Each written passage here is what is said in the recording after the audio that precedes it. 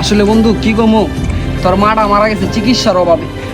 তুই যে টাকা পয়সাগুলো পাঠাই দিনা তোর ভাইয়ের কাছে, তোর ভাই এই টাকা পয়সা দিয়া বিলের মাঝখানে বাড়ি করছে। আর তুই যে ভাঙ্গা ঘরটা দেখে গেছিস, এই ভাঙ্গা ঘরটা অহন ওই ভাঙ্গা ঘরই রয়ে গেছে। এই ঘরটার আর পরিবর্তন করতে পারি না। এর লিগেই কইছিলাম বন্ধু, উবার জীবনে কিছু টাকা নিজের কাছে ক্যাশ করিস। আজকে এই পরিস্থিতিতে দেখ, তোর মা নাইকা, তোর ভাবি, তোর ভাই তোর কাছে কি ব্যবহারটা করলো, তোর বাসা থেকে তাড়াই দিছে। এরকমই জীবন থেকে আজকে 10টা বছর হারাই গেলি গা।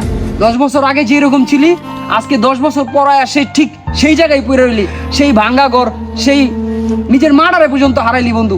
থাক বন্ধু, বন্ধু আমি এতিম হয়ে গেলাম বন্ধু, আমার কেউ নাই এই দুনিয়ায়। থাক বন্ধু, আর কান্দিস না।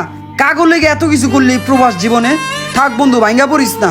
বন্ধু আমি এতিম হয়ে গেলাম রে বন্ধু, আমার এই দুনিয়ার আর থাক কেউই বন্ধু, নাই। কান্দিস না। যার কেউই নাই এর আল্লাহ আছে। বন্ধু, বন্ধু তোর কি হইছে? কথা কম। মামুন, মামুন কি হইছে তোর? মামুন, মামুন।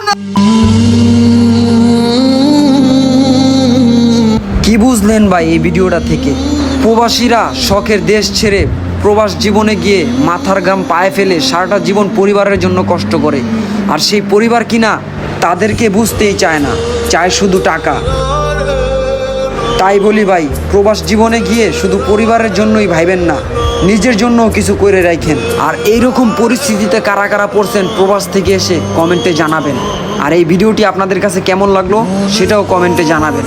যদি ভিডিওটি আপনাদের কাছে ভালো লেগে থাকে তাহলে একটি শেয়ার করে দেবেন।